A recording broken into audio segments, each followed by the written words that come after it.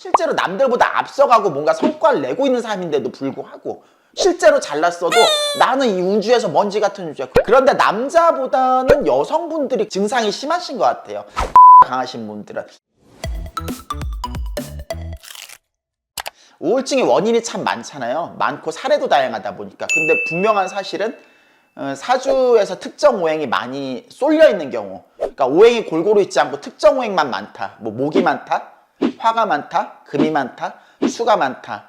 이렇게 특정 오행이 쏠린 경우에는 우울증에 취약합니다. 목이 많은 사주들은 착한 아이 컴플렉스에 걸리기 쉬워요. 내가 나쁜 놈이 되고 싶지 않다는 거예요. 비난받는 거에 굉장히 두려운 거예요. 우울증에 걸리기도 쉬운 겁니다. 목이 있는 사주가 무조건 그렇다는 게 아니라 목이 많은 사주가 그렇다는 거예요. 많으면 많을수록 취약하겠죠. 화가 많은 사주 같은 경우는 내 뜻대로 안 되는 그 분노를 조절이 안 되는 경우, 살다 보면 내 뜻대로 안 되는 경우가 굉장히 많죠. 근데 화가 많은 사주들이 그걸 참 견디기 어려워합니다. 내 뜻대로 안 되면 이게 분이 풀리지가 않는 거예요. 그 괴리감 때문에 이 우울증이 오기 되게 쉬운 거예요. 특유의 감정 기복을 가지고 있는 게 이 오행의 화의 기질입니다.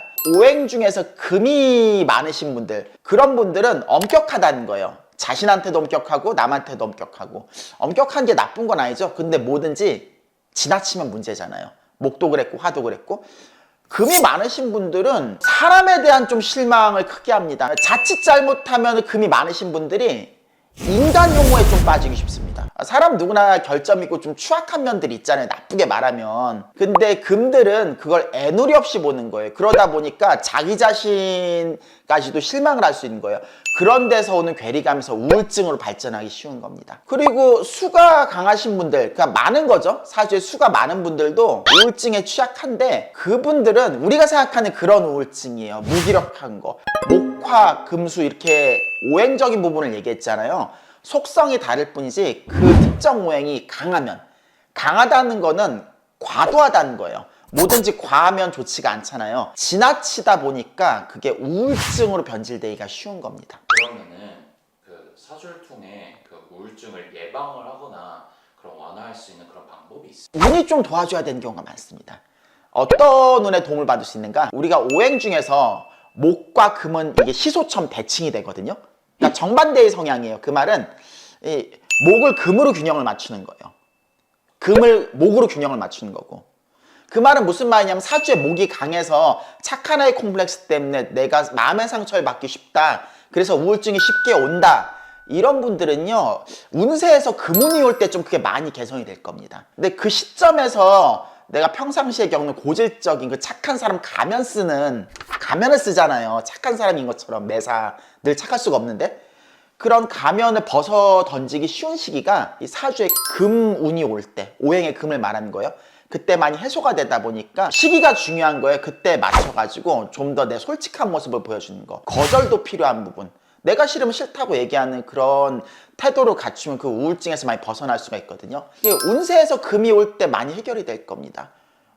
금으로 우울증이 온 사람들도 마찬가지예요. 아까 전에 금이 강하신 분들은 인간 혐오가 오기 쉽다고 했잖아요. 자기 자신도 그렇고 상대한테도 너무 엄격하다 보니까. 그럼 너그러워져야겠죠. 아, 사람이면 그럴 수도 있구나. 인간이 불완전하니까 그런 게 인간미지. 그런 생각을 가져야지 자신이 가지고 있는 인간 혐오도 많이 사라지거든요. 그럼 동시에 우울증도 해소가 되는 거예요. 근데 그게 언제쯤 해소가 잘 되느냐? 운세에서 목이 흐를 때입니다. 목으로 흘러갈 때예요. 아까 전에 그랬잖아요. 그 목으로 금을 균형을 맞추고 금으로 목의 균형을 맞추고 서로 이젠 정반대의 기질이다 보니까. 수화도 마찬가지입니다. 화가 강하신 분들은 내 뜻대로 안 되니까 그 분노 때문에 우울증이 오기 쉽다고 했잖아요. 그러니까 세상은 한참 앞서가고 있는데 내가 따라가지 못한다는 건 괴리감. 열등감으로 변질되기 쉽거든요. 화가 강하신 분들은. 근데 그런 분들이 그 우울증 해소가 되려면은 세상은 나보다 잘난 사람들이 많다는 걸 좀 인정을 해야 돼요. 그리고 내 뜻대로 안 된다는 것도 좀 인정을 해야 됩니다. 그걸 못 받아들이니까 다 내 뜻대로 해야지 직성이 풀리고 그러니까. 근데 그런 게 잘 되는 시기가 운에서 수로 흐르는 시기예요. 그러니까 금목과 마찬가지예요.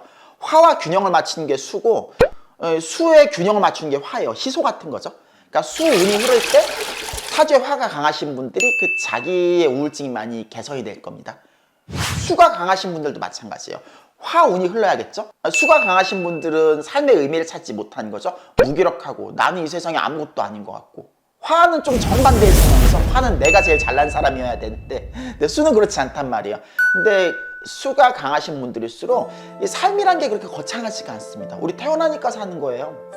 뭐 위대한 업적을 이루는 사람이든 그렇지 않은 사람이든 각자의 가치가 있는 거고 각자의 행복이 있는 거예요. 그러다 보니까 내가 태어났으니까 산 거다 보니까 거기에 너무 많은 의미를 부여하지 않았으면 좋겠어요. 수라는 건 사색이다 보니까 철학적 성향이 너무 강해서 그런 거야. 나는 왜 태어났는가? 왜 사는가? 이게 너무 심하다 보니까 나란 존재가 우주의 먼지보다도 못하다고 느껴지니까. 그러니까 무기력해지는 거예요. 한없이 초라해지는 거고. 그럴 필요가 없습니다. 사람 하나는 이 우주보다 더 귀한 거예요. 그러니까 그런 생각을 좀 많이 바꾸셔야 된다는 거. 혼자만의 세상에서 고립되지 말고요.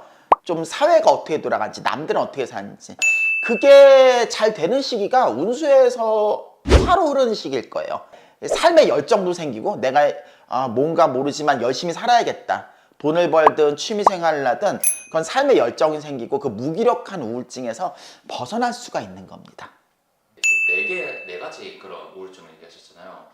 그리고 우리나라는 이 순위가 어떻게 되는지. 민심이라고 하죠. 좀 뭐 인터넷을 들어가 본다던가 뭐 언론을 접해보면 이런 쪽에 우울증이 많은 것 같아요. 수가 강하신 분들과 화가 강하신 분들, 금목도 마찬가지이긴 한데 특히 다른 우울증 중에서 수나 화가 강하신 분들이 그 우울증 성향이 좀 극단적으로 간 성향이 좀 많이 보여요.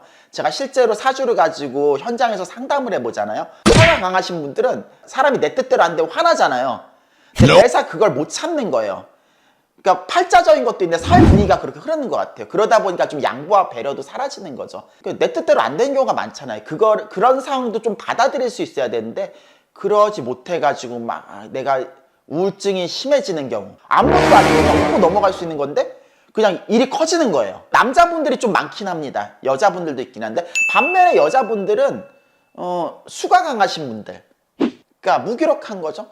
그게 왜 그러냐면은 남자든 여자든 수가 강하면은 사색이 지나치다 보니까 내 자신이 되게 초라해 보이는 거예요. 실제로 남들보다 앞서가고 뭔가 성과를 내고 있는 사람인데도 불구하고 실제로 잘났어도 나는 이 우주에서 먼지 같은 우주야. 그런데 남자보다는 여성분들이 증상이 심하신 것 같아요. 수가 강하신 분들은.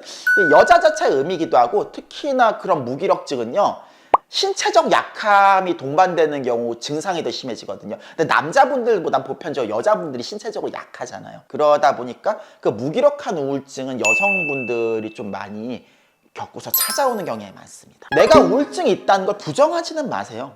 그게 창피한 것도 아니고 살다 보면 누구나 올 수 있는 겁니다. 올 수 있는 거고 단지 남들보다 그게 심하다 보니까 내가 좀 더 그게 불편할 뿐이에요. 우리가 안경 쓴 사람이 시력이 나쁘니까 안경 쓴 거잖아요. 눈 좋은 사람은 안경 쓸 필요가 없는 거잖아요. 마찬가지로 내가 불편하니까 우울증 치료도 받고 어떤 행동 양식의 변화도 주는 거예요. 굳이 그걸 부정한다기보다 승화시키면 좋겠어요. 승화. 심리학 용어죠. 여러 가지 방어 기제 중에서 가장 가치가 높은 승화. 그럼 어떻게 승화시켜야 될까? 목이 강하신 분들은요. 예술적으로 보면은 글로 승화시키는 게 좋습니다. 글쓰기. 이 목이라는 것 자체가 아까 전에 좀 가면을 쓴다고 했잖아요. 착한 아이 컴플렉스. 내가 좋은 사람처럼 보이고 싶다. 그것 때문에 힘든 건데 재능적으로 보자면은 서사에 강한 거예요. 나만의 이야기. 서사에 강하다 보니까 자기만의 개성이 묻어나오는 그런 훌륭한 문학작품. 좀 세게 말해서 문학작품인데 사소한 그 우리 인터넷에 쓰는 그 글 한 줄 두 줄이라도 상대방을 감동시킬 수 있는 거예요. 그러니까 그거를 예술적인 부분에서 글쓰기로 좀 승화시키면은 자기가 가지고 있는 우울증도 많이 해소가 되고 자존감도 많이 올라갈 겁니다. 화가 강하신 분들은 예술적으로 승화시킨다면은 시각적인 효과에 민감하거든요. 연출에 강한 거예요. 유행에도 민감하고. 그분들은 그림이나 어떤 사진 그런 연출적인 부분으로 승화를 시키면은 자기 자존감도 올라가고 그 우울증도 많이 해소가 될 거예요. 예술이 되게 좋죠. 금이 강하신 분들은 특유의 완벽주의적 성향이 크다 보니까 엄격해요. 자기한테도 엄격하단 말이에요. 예술로 승화시킨다면은 조형물? 어떤 걸 뭐 조각이라든지 여러 가지가 있죠. 만드는 공예 작품도 그런 거예요. 목공예든 뭐 다른 금속공예든 직접 손으로 내가 하나하나 작품을 정교하게 만들어 보는 거. 자기가 가지고 있는 그 완벽주의적 성향이 그런 작품으로 승화가 되는 거예요. 그럼 인간 혐오도 많이 없어지겠죠? 수가 강하신 분들은 예술 자체보단 되게 영성이 발달되신 분들이에요. 그러니까 눈에 안 보이는 그 이면을 보려고 하시는 분들이죠. 종교나 철학 같은, 특히 신앙생활하는 것도 많이 도움이 될 거고요. 그런 것 자체에 심취해서 자기만의 어떤 학문을 완성시키고 철학을 완성시키면은 자기 자신이 그렇게 하찮게 보이지도 않을 거고 자존감도 많이 올라갈 겁니다.